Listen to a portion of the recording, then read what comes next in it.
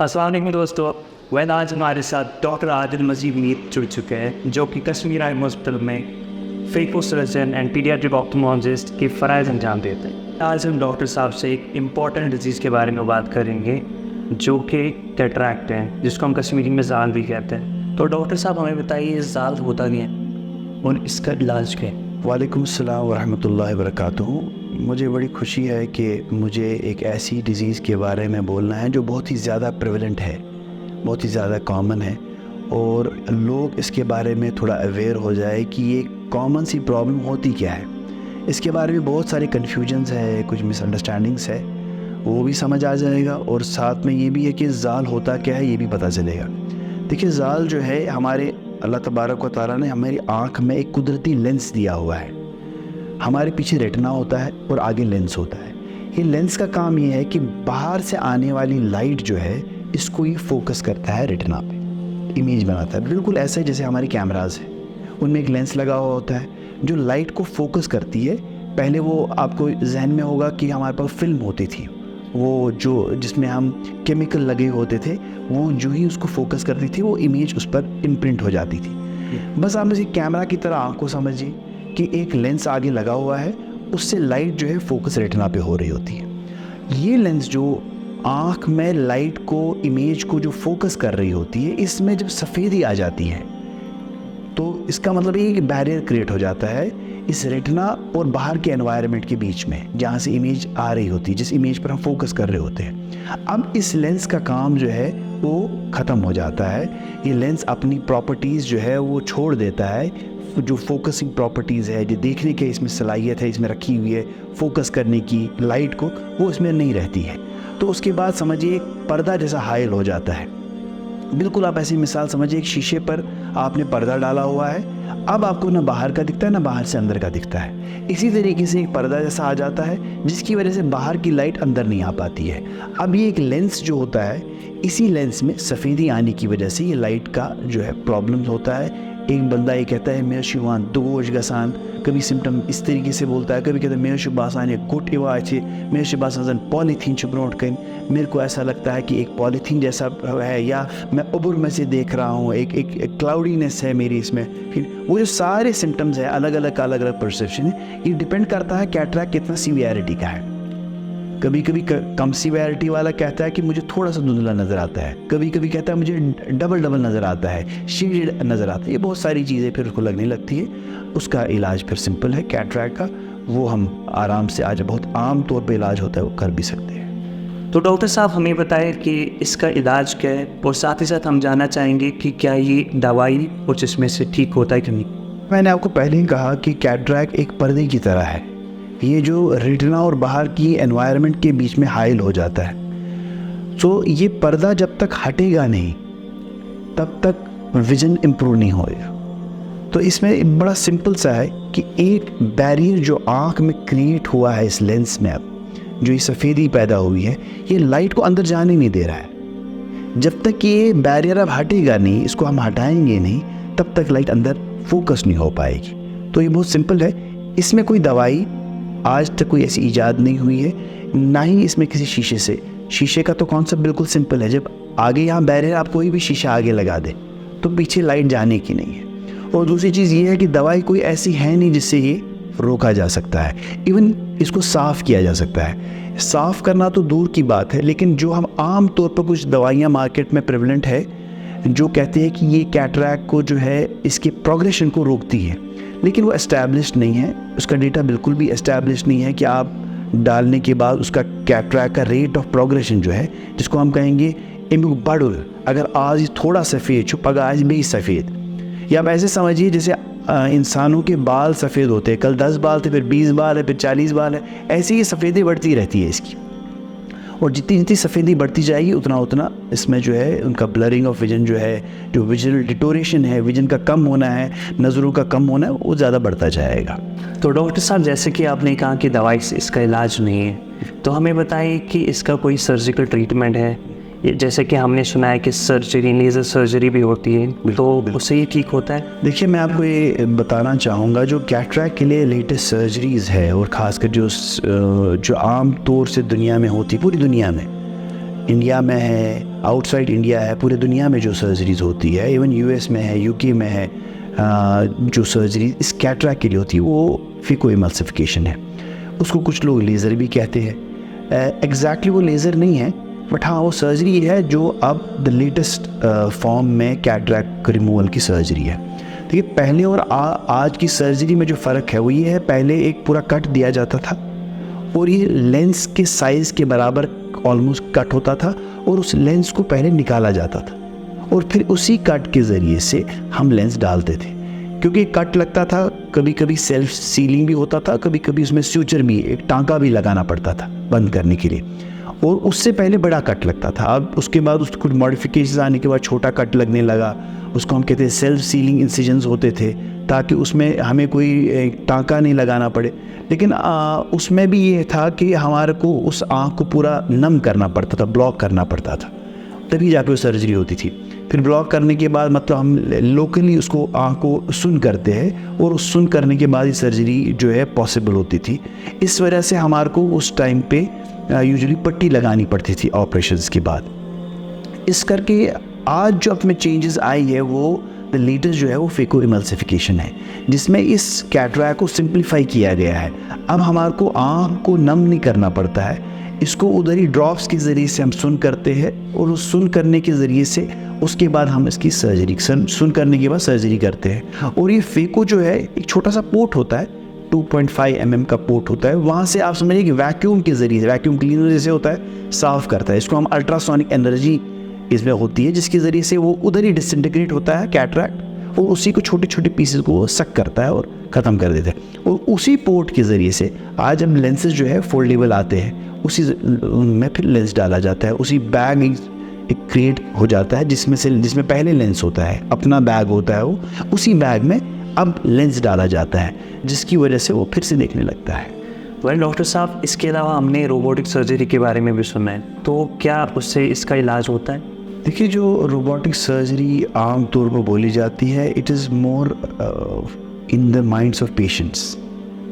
हमारे हिसाब से जो रोबोटिक सर्जरी है, देयर इज़ नथिंग कि ऐसा कि रोबोट ही सर्जरी करता है। कभी कभी जहन में ये होता है कि यार ये रोबोटिक सर्जरी है, ये ज़्यादा ज़बरदस्त होगी कि रोबोट कोई सर्जरी करता है, इसमें ह्यूमन इंटरवेंशन नहीं है। ऐसा बिल्कुल नहीं है, ये एक मिसअंडरस्टैंडिंग है और rather sometime it is an exaggerated thing about this surgery. देखिए रोबोटिक सर्जरी ऐसा नहीं होता है कि कोई रोबोट होता है। एक ही टाइप जो इससे थोड़ा सा डिफरेंट है उसको हम फेमटो लेज़र कहते हैं, फेमटो कैटरैक्ट सर्जरीज कहते हैं, जिसमें एक हमारे पास लेज़र होता है। कुछ चीज़ें जो है जो पहले सर्जन खुद करता था वो फेमटो लेज़र से होती है, लेकिन उस फेमटो लेज़र के बाद भी जो सर्जरी है सर्जन को ही करनी है। उसमें जो अगर बहुत किसी को समझ हो इस कैटरैक्ट सर्जरी की, आप समझिए हमारे इसमें जो हमें पोर्ट्स बनाने होते हैं, इंसिजन छोटे से होते हैं, वो पोर्ट्स वही फेमटो के ज़रिए से बनते हैं। और जो कैटरैक्ट है, कैटरैक्ट के ऊपर वाला एक बैग होता है, उसमें एक छेद होता है। वो छेद हम पहले मैनुअली करते हैं, वो छेद फेमटो लेज़र से हो जाता है, प्रिसाइजली होता है। और साथ में जो कैटरैक्ट है उसको वो थोड़ा सा इमल्सिफाई करता है। फिर उसको लेने के लिए डॉक्टर को ही जो है, जो फेको सर्जन है, वो उसको साफ़ करता है फेको के ज़रिए से ही। इसमें फेको ही इस्तेमाल होता है, बाद में उसे साफ़ करता है और उसके बाद लेंस इम्प्लांट करता है, जैसे यूजुअल वे में। कुछ स्टेप्स जो है उसके लिए लेज़र यूज़ किया जाता है, उसी को आम तौर पर बहुत सारे कॉमन लैंग्वेज में रोबोटिक सर्जरी कहते हैं, जबकि वो रोबोटिक सर्जरी एज सच नहीं है, वो लेज़र सर्जरी का एक पार्ट है इसमें, जो कुछ स्टेप्स को सिंप्लीफाई करता है।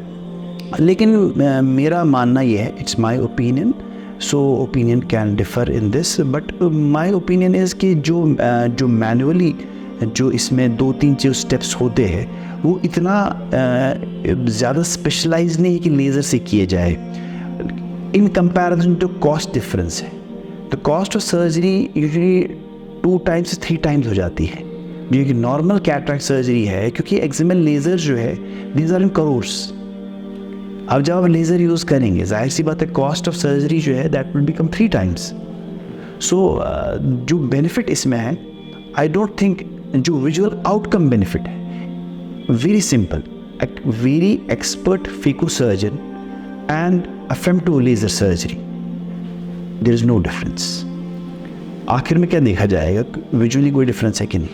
जैसे एक बड़ा लीप हुआ इंसिजन सर्जरी से फिको सर्जरी तक, वो स्मॉल इंसिजन था पहले, जो है बड़ा इंसिजन था, फिर स्मॉल इंसिजन सर्जरीज आया, उसके बाद फिको आया। जो ये बड़ा लीप हुआ from small incision, that this leap is not been seen same कि जो हमारा फिको सर्जरी से फेमटो कैटरेक्ट सर्जरीज में जो की, क्योंकि इसमें जो रोल है फेमटो लेज़र का वो लिमिटेड है। कुछ केसेस में नहीं हो पाता है, कुछ केसेस में जो बहुत डेंस है, कॉम्प्लिकेटेड है, उसमें फेमटो नहीं कर पाएंगे, तो कॉम्प्लिकेटेड में सर्जन को ही करना है। सिंपल केसेस में वो जब इजीली हो पाता है तो फेमटो की ज़रूरत क्या है। तो फेमटो से कॉस्ट का के हिसाब से वो महंगा भी हो जाता है, but yes that surgery is actually in place, in many places it is there, but even what we saw from this जो हमारे यूएस में है, यूके में बड़े बड़े ऑप्थेल्मिक सर्जन्स जो है they prefer to do it by phaco only, because expected outcome है, बहुत इजी है, कन्वीनियंट है, कॉस्ट ऑफ सर्जरी जो है इतना ज़्यादा नहीं बढ़ता है और कोई एडिड बेनिफिट उतना ज़्यादा नहीं होता है इसमें। तो डॉक्टर साहब, जैसे कि आपने कहा कैटरैक्ट निकालने के बाद लेंस डालना ज़रूरी है, बिल्कुल। तो हमें बताएं कि क्या ये एक ही किस्म का लेंस होता है या फिर और भी किस्म के लेंसेज होते हैं? जी बिल्कुल, आपका कहना बिल्कुल सही है, and this is a very important part end of this discussion on topic. जो हमारे आँख में लेंस डाला जाता है, एक सदी तक, एक बड़ी ड्यूरेशन तक एक सिंगल टाइप का लेंस आता था। PMMA लेंस, रिजिड लेंसेज होते थे, जब बड़ा इंसिजन करते थे उसी इंसिजन के थ्रू वो लेंस डाला। वो ऐसा ही था जैसे एक हमारा कांच का लेंस होता है, उसी के मिला जुला कोई लेंस जो हार्ड होता था, जो इंसिजन बड़ा करके ही डाला जा सकता था। लेकिन over a period of time फिर फेको इमल्सिफिकेशन आ गया, जिसमें पोर्ट बहुत छोटा हो गया। उसके बाद जो है हमारे फ्लेक्सिबल, जो हम कहेंगे फोल्डेबल लेंसेज आने लगे, जो फोल्ड करके ही अंदर जाते थे। तो ये फोल्डेड लेंसेज है, इसका this was a revolution actually, कि पहले इंसिजन बड़ा होता था तभी लेंस जाता था। अब इंसिजन की जगह छोटे पोर्ट होते हैं, जैसे हम लेप्रोस्कोपी में पोर्ट बनाते हैं, वैसे आई में भी छोटे पोर्ट होते हैं, जिसके ज़रिए से साफ़ होने के बाद यही फोल्डेबल लेंसेज ही अंदर डाले जाते हैं। तो ये फोल्डेबल लेंसेज जो है, इसमें अब बहुत सारे टाइप्स है। पहले तो सिंगल किस्म का, एक सिंपल किस्म का फोल्डेबल लेंस आता था, हाइड्रोफिलिक। तो हाइड्रोफिलिक टाइप आता था, जो वाटर लविंग जिसको कहते हैं हम। हाइड्रोफिलिक मतलब वो जो पानी को अट्रैक्ट करता है अपनी तरफ। तो वो लेंसेज बड़े कॉमन थे, यहाँ तक कि आज भी जो है, जो थर्ड वर्ल्ड कंट्रीज़ है, सब कॉन्टिनेंट है, इसमें हाइड्रोफिलिक लेंस बहुत इस्तेमाल होता है। ऑलमोस्ट 80% तो हाइड्रोफिलिक लेंसेज ही इस्तेमाल होते हैं।